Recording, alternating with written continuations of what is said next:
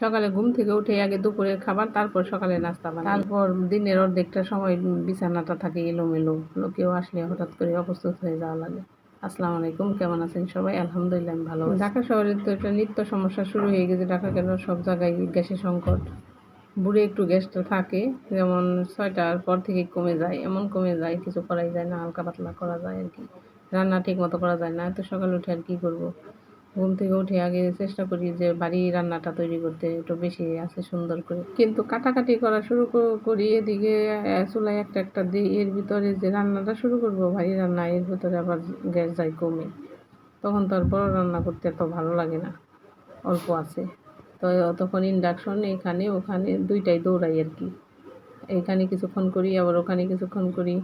আজকে চালাকি করে স্টিলের হাঁড়িতেই কড়াইতেই বসিয়ে যেন গ্যাসটা কমে গেলে আবার ইন্ডাকশনে দিতে পারি। এই জন্যে এদিকে মুখি এগুলো কাটতেও তো সময় লাগে। কিছু পেঁপেও দিয়েছি, মুখি আবার ছেলে খায় না, পিচ্ছিল খায়, আবার খেতে পারে না কেন জানি। তার জন্য আবার কিছু পেঁপে দিয়ে সিঁড়ে ভাপিয়ে নিচ্ছি। তারপরেই তো আল্লাহ আল্লাহ করে কষাইতে শুরু করে দিছি। এর ভিতরে তো কমে গেছে অলরেডি, দেখেই বুঝতে পারছেন। তারপর ইন্ডাকশনে নিয়ে আসলাম। এখানে ভাবলাম ঝোলের পানিটা দিয়ে বাড়ি আছে, রান্নাটা হয়ে যাবে মাছগুলো দিলেই। আর ওদিকে আবার করলা কাটছি কিছু, ওগুলা ভাজি করবো, যে অল্প আছে হইতে থাক। সেই জন্যই বললাম যে সকালে দুপুরের খাবার রান্না করি, যে তরকারি সব রান্না করে রাখি, দুপুরে শুধু ভাতটা ফুটিয়ে নিই। কিন্তু আজকে ভাতও রান্না করে ফেলছি, কারণ মেয়ের বাবা আজকে খাবার নিয়ে যাবে। নর্মালি নেয় না, কিন্তু আজকে নিয়ে লাগবে, তাই তো ভাবলাম আগে একসাথেই রান্না করে রাখি, আবার ভাত বসাবো। তো করলাগুলো কেটে রাখছি, সেগুলো ধুয়ে নিলাম। গ্যাসের এই সংকট লেগেই থাকে 12 মাস আমার। কোনো কোনো বাসায় কিন্তু সবসময় গ্যাস থাকে, কিন্তু আমাদের এখানে আবার কেন জানি। আর এইভাবে করতে করতে অভ্যস্তও হয়ে গেছি। তো এখন তো ইন্ডাকশনে তো রান্না করা যায়, এই জন্য আর অসুবিধা হয় না। তরকারিতে তো এইদিকে হয়ে যাচ্ছে, তো করলাটা কিছুক্ষণ এখানে নেড়ে চেড়ে আবার এটা ইন্ডাকশনে দিয়ে দেবো। সকালের নাস্তা এখন তৈরি করব। সকালে তো রুটি পরোটা কিছুই হবে না, কারণ এত অল্প গ্যাসে কি আর এগুলো করা যায়। তো চাপটিটা আমার কাছে খুব সহজ মনে হয়, অল্প আছে ও করা যায়, কিন্তু আজকে আঁচটা একটু বেশি কমে গেছে, উঠাইতে গেলে একটু সমস্যা হইতেছে। তো আমি ইন্ডাকশনে আবার ভাজিটা দিয়ে এই তো চাপড়িগুলো বানিয়ে নিতেছিলাম। রাতে আবার সবজি রান্না করে রাখছি।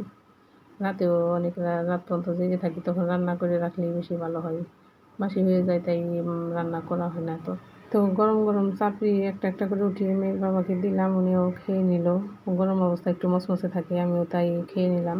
আর ছেলের জন্য দুটো করে রাখছি, পরে উঠছে পরে দিছি না, তখন আবার নরম হয়ে গেছে। এখন আরও খাবে না, আমি চাপড়ি খাবো না, পরোটা দাও।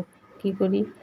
তখন আবার ইন্ডাকশনে বড় ফ্রাই প্যান নাই, ছোট্ট একটা প্যানে ছোটো ছোটো করে তাহলে পরোটা করে দিই, তারপর খাই।